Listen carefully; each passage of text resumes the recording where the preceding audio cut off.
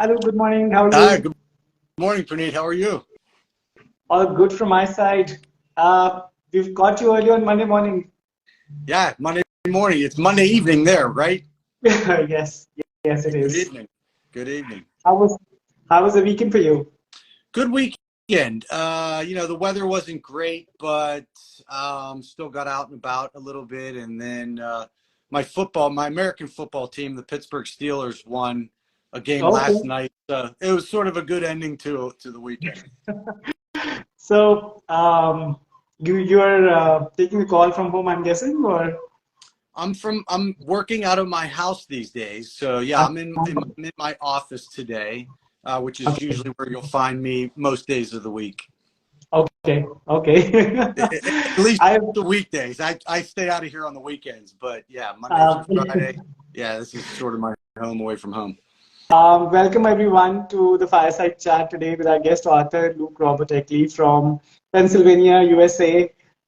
Luke, from what I understand, you studied and grew up in Pennsylvania. You did your bachelor's from the Indiana University of Pennsylvania, and then from the Robert Morris University, you did your master's. Mhm. And now you're settled with your wife and kids again in Pennsylvania. So I think PA is home for you in many ways. Your upbringing, your family, and your education.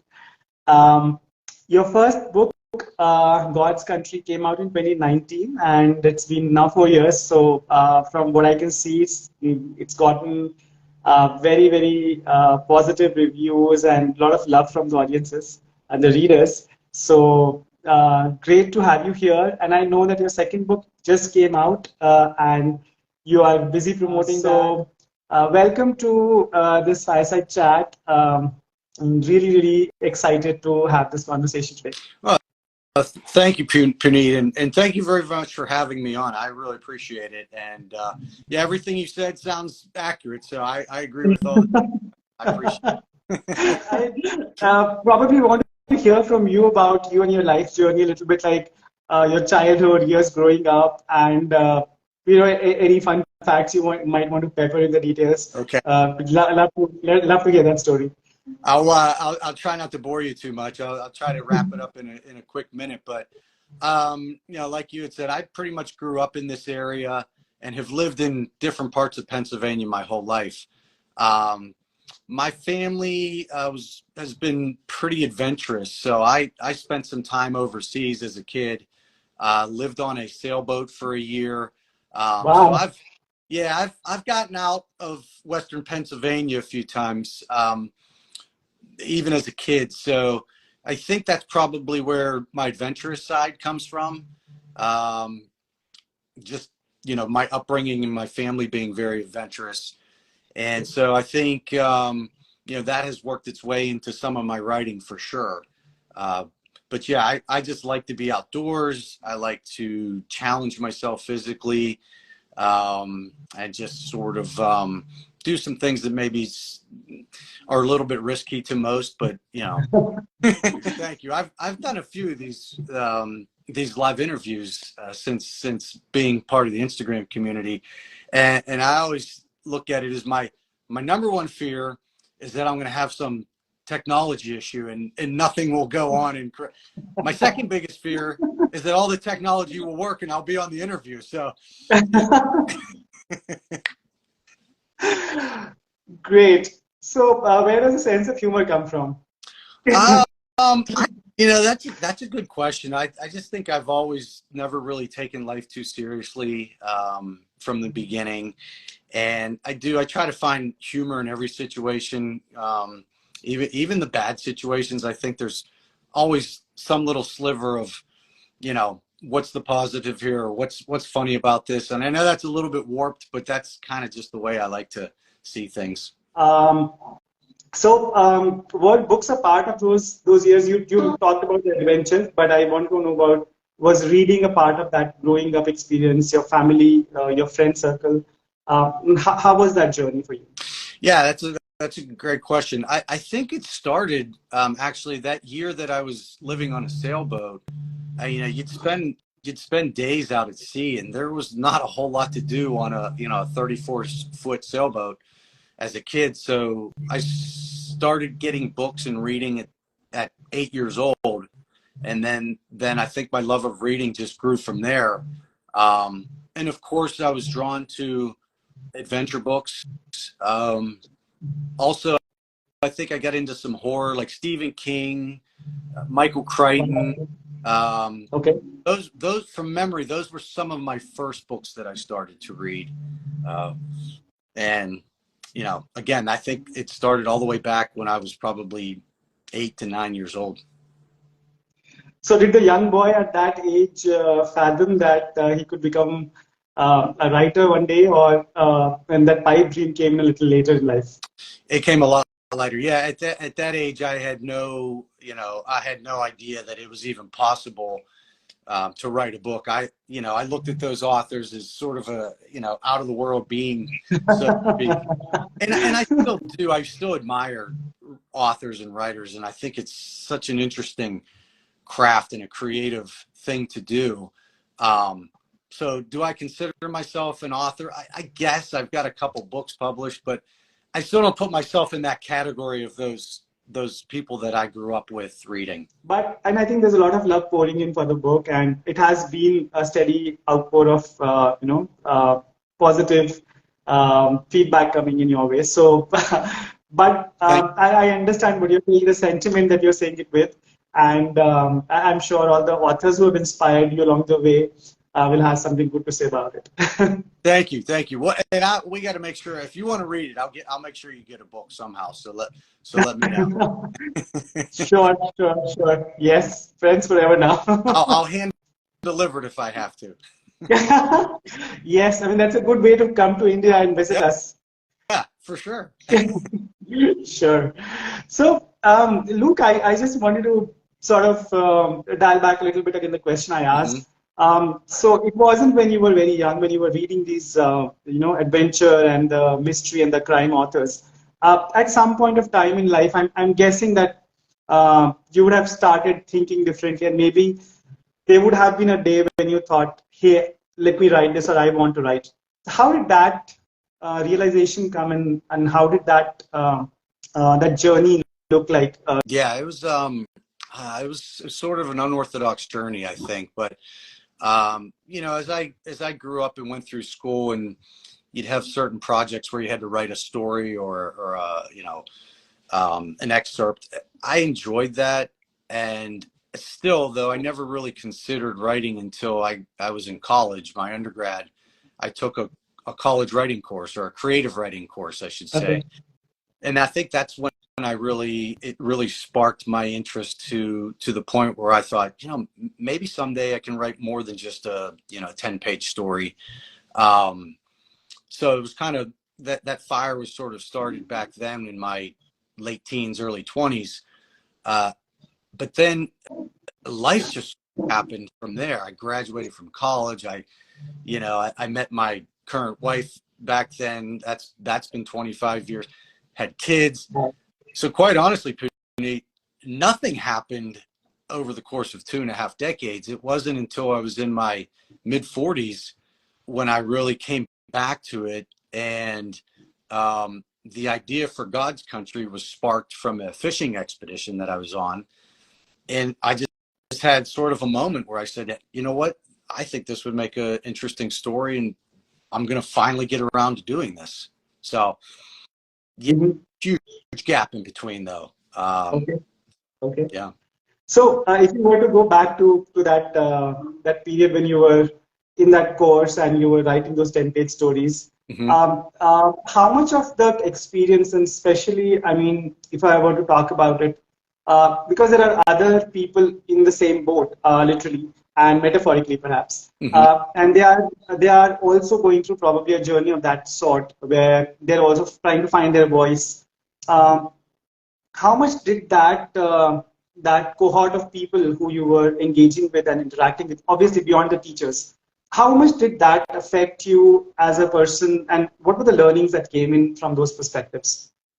Yeah, I think back then it really didn't stick with me as much.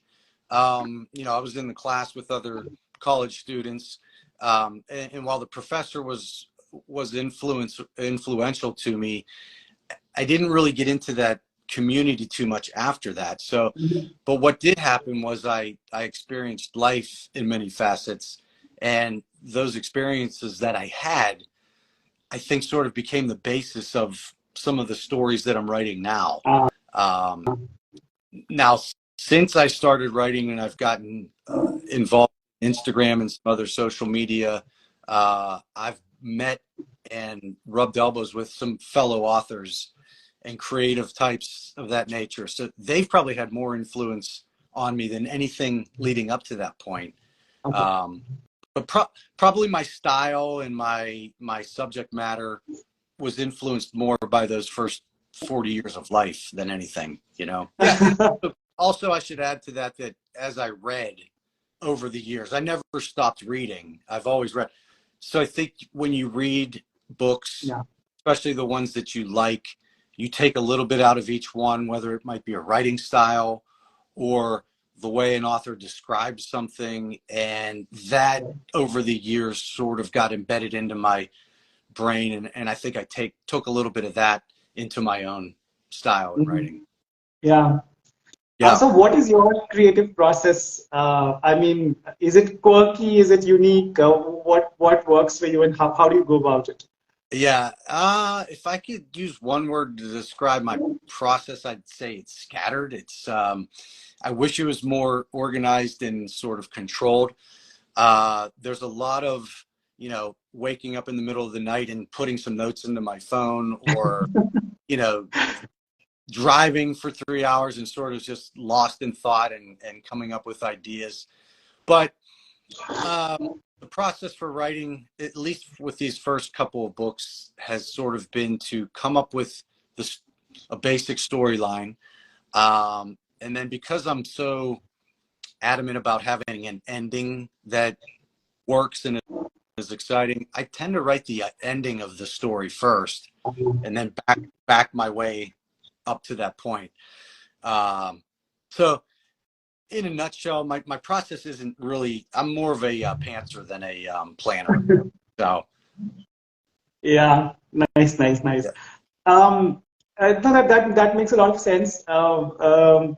What also brings me up to my next question, which is, so from what I've read in terms of the summary of God's Country, it's set in the backdrop of an expedition that happens in the Rocky Mountains, and there's a guy who's an atheist, and then he has his twin brothers-in-law who are very strong beliefs and faith, and then this whole story somehow morphs into a story of survival, a story of faith, and a story of how probably this leads to something. I'm not sure what it leads to, because obviously I didn't read the book. So how much of it is derived from your personal life experiences, and how much of it is like what's the ratio or a proportion of, in how much of it is retelling of experiences and how much of it is a story crafted to retell those experiences? Yeah, that's a great question. And I think in both cases, both books, there's a considerable amount of material that comes from my life experience. The characters are not exactly based off of real people, but definitely the characters are influenced by friends and family and people I know. If you want a percentage, I would say 25% is real life experience and influence that way. And then I'll sort of build the fiction or the other 75% around it. But for me, it's easier to write what I know or what I've done. There's still a lot of research that goes into it, obviously.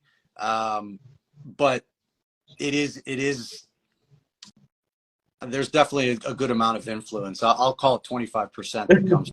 Yeah. Okay. That's, I mean, that's a very precise estimate. Yeah.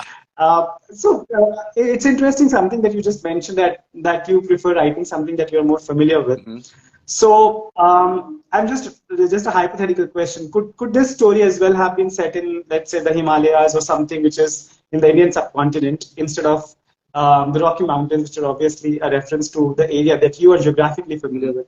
If you were to, let's say, do another story of that nature, as an author, would you find it exciting or intimidating to change that one variable that you're familiar with?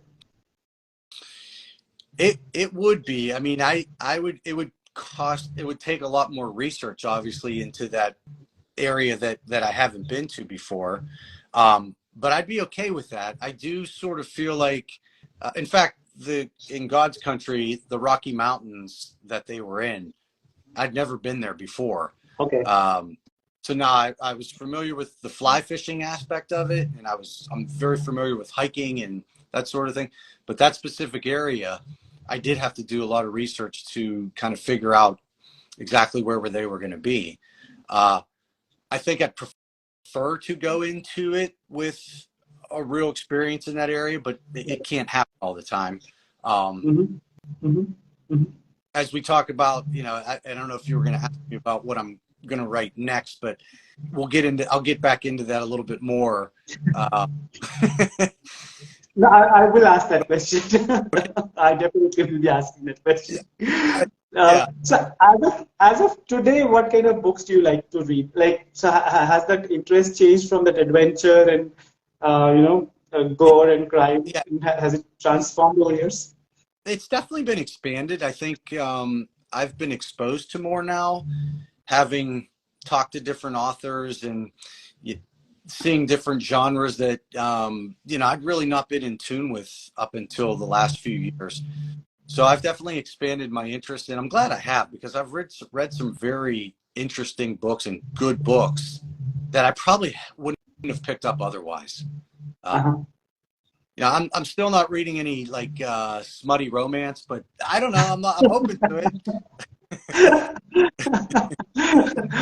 Yeah, no offense to anyone who reads those books. I mean, they're very popular, right? I mean, there's definitely support. I just haven't picked up any yet, but I can definitely appreciate it's still a very creative genre, and I'm sure it's just as hard to write a romance book as any other, Well, you write what you know. It's easier to write what you know. So some of these books that are very, we'll call them exotic, I don't know. It would just be, I think it would be a little bit more difficult. But from that same perspective, I had a character in this last book, Lifeboat, that was a 12-year-old girl. So again, to get yourself in that mindset, it's not easy. So there's challenges with any genre that you're writing in, I think, and familiarity helps, but you don't have to, I guess. And so, yeah, it's a good point.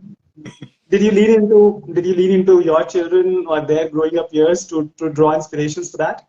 I did. Yeah, I did. At the time I was writing Lifeboats, my daughter was 10. So I kind of drew from what I knew about her and her mindset, but it's still tough to get inside a 10-year-old girl. You're a 50-something-year-old male, right? But it helped. It helped to have her in close proximity. I actually asked her questions a couple times as part of the research. And how about the extended circle, like the family, the friends, the hangout crowd, the weekend crowd, and the people you meet on the street or in the coffee shops? How much inspiration, whether it's body language or appearance or characterization, do you draw from daily life? Quite a bit, even though they don't realize they're inspiring these characters. Yeah, they're great influence over the personality traits or even facial features and physical characteristics. So yeah, you just take that out of everyday life. Somebody you see on the street, or a name that you hear. Wow, that would be a perfect name for this particular character.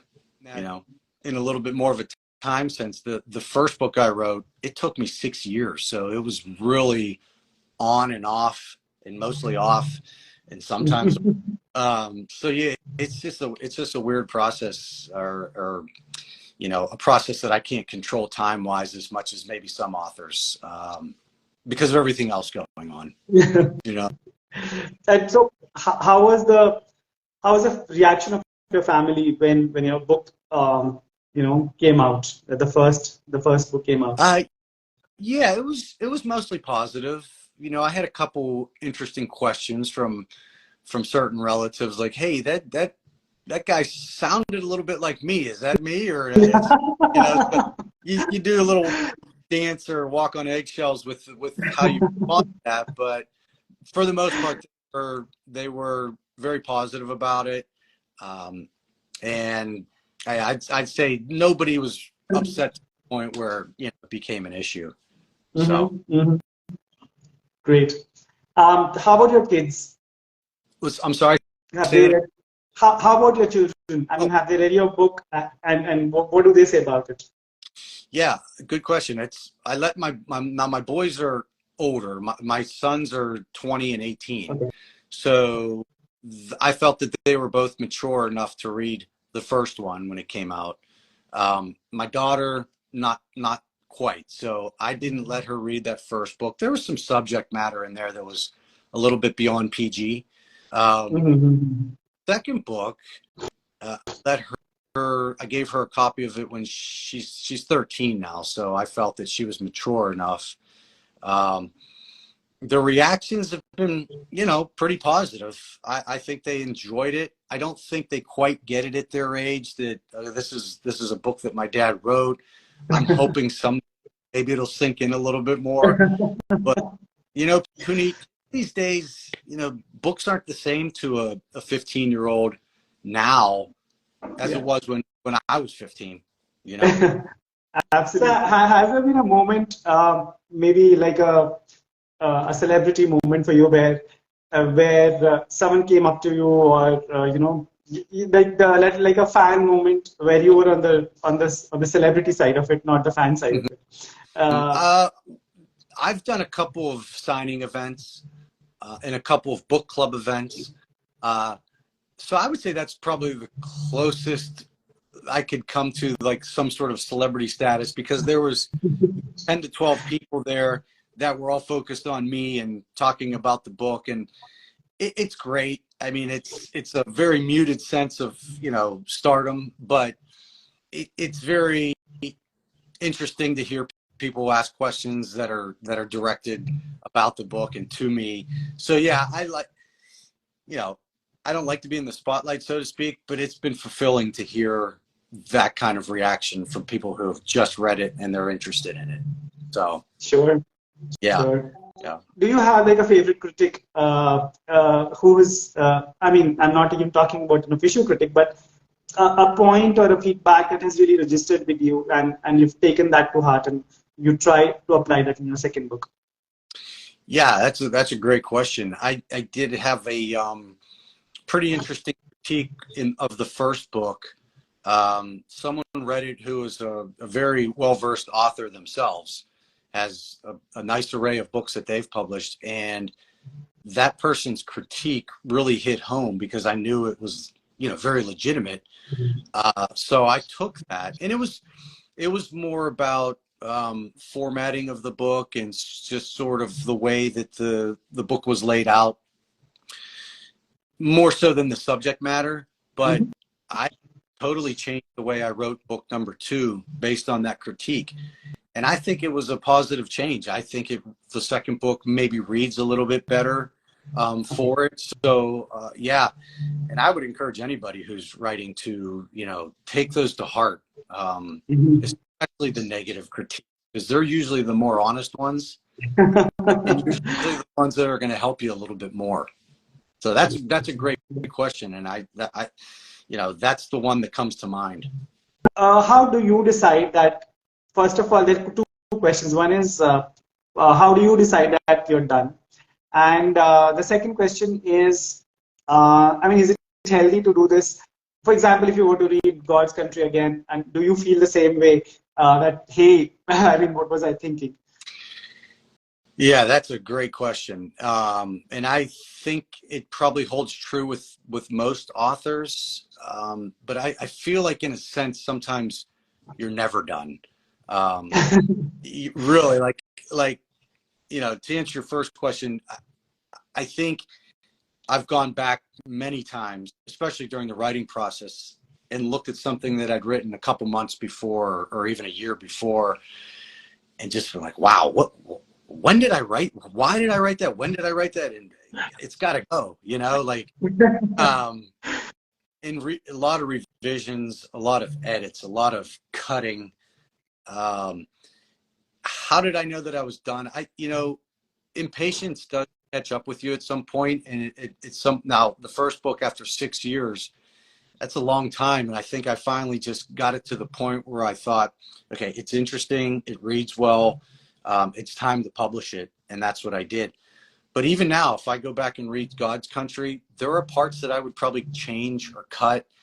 So it's just, no matter how satisfied you are when you publish it, I think there's always that little bit of your brain that says, boy, maybe I needed to change a little bit more. So I don't know if that's how it is with most, but that's how I. Right. So you mentioned that you want to define what happens at the end, somewhere at the start of your writing process, so that you can lead the rest of the story and characters towards that journey. Right. So how do you go about doing your subplotting then beyond that stage? So I think you say that you build a skeleton, but then how does the introduction of characters and the subplotting happen post that? I think it kind of happens as you go, to some extent, or at least it does for me. So I've got that ending in place, and then so I'm backtracking to the beginning in the the meat of the story in the middle. But in both cases, several times, a different layer or different sort of line would come into my mind, and then I'd have to embed that in or change some things around. So I think it just happens organically as I go, because the story that I start out with in my head is inevitably going to be quite different by the time I'm finished. Does it ever interfere with the end that you had in mind? What if the middle starts to affect the end? I mean, does that happen sometimes? Yeah, it happens. So, and that's a difficult part of it, because you've got this ending or even some other part that you feel really works well, and then you find a flaw in it because the storyline or the timeline doesn't work, or now that's impossible, and you got to revise. That's I think for me, that's one of the hardest parts of writing, is just it all sort of flowing together and that it makes sense. And that's where I really recommend having editors involved, multiple editors, to sort of check your work from that perspective. So is survival and adventure a recurring theme in both your books, or is Lifeboat a slightly different story? Because I don't know the plot of Lifeboat. Maybe you can tell us a little bit about that. Yeah, well, Lifeboat, it is a bit of an adventure and a survival story, different from God's Country, but also similar. Lifeboat, story of a father and his daughter. His daughter's 10 years old, and they experience this horrific loss in their life. It starts out that way, and then the rest of the book is sort of about them finding or trying to find their way back to happiness, and based on an idea from the 10-year-old daughter, actually, they come up with this plan. Well, maybe we just need to leave this life behind that we have now, buy a sailboat, and explore the world. And it sort of goes from there. That's kind of where Lifeboat evolves from. And I won't say too much more. I don't want to spoil anything. But yeah, there's a bit of adventure. There's a lot of emotion, and not all good emotion, obviously. There's some very tough emotions in that book. But yeah, you get to the point where there's going to be some adventure. There's going to be some Mother Nature in both books that are going to be challenging. Are there, like, when you go to these events, like the book club events or the book signing or the other promotion events, Do you meet readers or people you interact with who give you like, hey, this is the kind of book I want to read about. Can you write something about this? Or, I mean, have those conversations led you to, imbibe something in terms of what the readers are looking for? Not so much. Like I haven't had any readers say to me that, no, I've had a couple critiques where they might have looked for something in the storyline, something different, or they Sure. wanted more closure, for example. So Sure. those sort of comments or critiques do influence me a little bit, but not to the point where I've changed the genre or sort of story that I'm going to write. Got it. And I've actually heard recently, Puneet, that you shouldn't, as an author, change what you like or what you write about based on maybe what's going on in the world or what is popular than others. Stay true to what you like to read or what you like to write, and it makes your writing better. So I Yes. kind of adhere to that. Now that Lifeboat came out, you said in March got released, and I'm sure you're busy with promoting and Yep. everything. But do you what's the plan? And are you already working on something, or do you want to take a break and then start something? And if yes, then what are you working on? Yes and yes. So, I am still in that sort of promoting stage for Lifeboat. So I've kind of taken a break from writing anything right now. I do have a storyline in my head, and I've taken some notes and a loose outline of what I hope will be the next book. So going back, you said something earlier about immersing yourself in the geography or the location. So just to give you a sort of a glimpse of where I'm going with book number 3 is I've got a trip planned to climb Mount Kilimanjaro early in Wow. 25. So, it's still a year out or so, more than a year out, but that trip, what I hope to summit that mountain, will be in a large part a research trip for this next book. So that gives you a glimpse into what about next. Now, could I have written about climbing Mount Kilimanjaro without doing it? Probably. There's a lot of books and a lot of research out there and things that I could pull, but I just feel like I need to have that experience if I'm going to really take the reader along with me. Yeah. Not to mention the love for hiking and mountains and outdoors you have, which I'm sure is a big part of your reason to base the story there. I'm sure it's an excuse to do the trek. Yeah, don't say that too loud. My wife will hear you, but yeah, it does. It kills two birds with one stone. It's always sort of been a bucket list item for me. But, so I probably would have done it regardless. But the fact that it's going to be a big portion of, or a big part of the research for book 3, it's sort of, Sure. If you were to say, just maybe an open-ended, words of wisdom or advice or whatever your thoughts are on the act of reading and or writing. Yeah. Yeah, please, we thank you. You're asking me for wisdom. Maybe everything that you see me doing, do the opposite, and things will probably go a lot more smoothly for you. I'm just kidding. I think if I were talking to someone who's interested in writing or publishing a book, I would just say that, it's not a one-person process by any means. And if you really want to put something out there that resonates and reads well, then get as much assistance as you can from other writers or other authors. Take criticism and learn from it, and use the resources. We have so many resources as authors these days. I mean, just what we're doing right now, you couldn't have done 10 years ago. So I'm in this we'll call it author community or Bookstagram community on Instagram, and I can't even tell you how much good information I've gotten just from other people's sites. So, you know, write what you love, write about what you love, you know, write your story, but don't be afraid to take other people's critiques. It's just part of it, you know, and it's an important part of it. That would be my word or words of wisdom. Luke, any plans to come to India anytime soon? Maybe after the Kilimanjaro trip, you can do another one, maybe around Everest somewhere, maybe. Yeah, hey, that would be great. I would love to come to visit India, and at some point I will. I know I've got to get through, you know, some of these other aspects of life, but I do plan to travel quite a bit at some point. You know, India and really every other country continent is on my bucket list.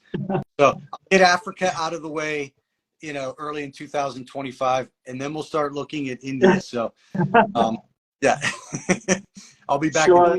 If you're visiting here, you have hosts in the country, and I will be happy to host you here and show you around. I would greatly appreciate that. And like I said, if you ever get back to Pittsburgh, look me up. Yes, absolutely. And I mean, I'm going to time it such that it doesn't happen in the winters, because winters get really, really intense there. Hey, let's keep it to summer or fall-ish. Luke, thank you so much for coming in today and for spending your Monday morning with us. I hope it's been a great start to your week, and I wish that Lifeboat does amazingly and exceedingly well everywhere it's launched. And I feel I have found a new friend today, and let's stay in touch, and wish you everything that you're looking for. Thank you so much. Thank you so much, Puneet. I really appreciate you having me on, and what a great start to my week. I love it. So thanks so much. I do appreciate it, and I'll come on anytime, and let's stay in touch for sure. Thank you. Thank you so much. Bye-bye. Bye. Take care.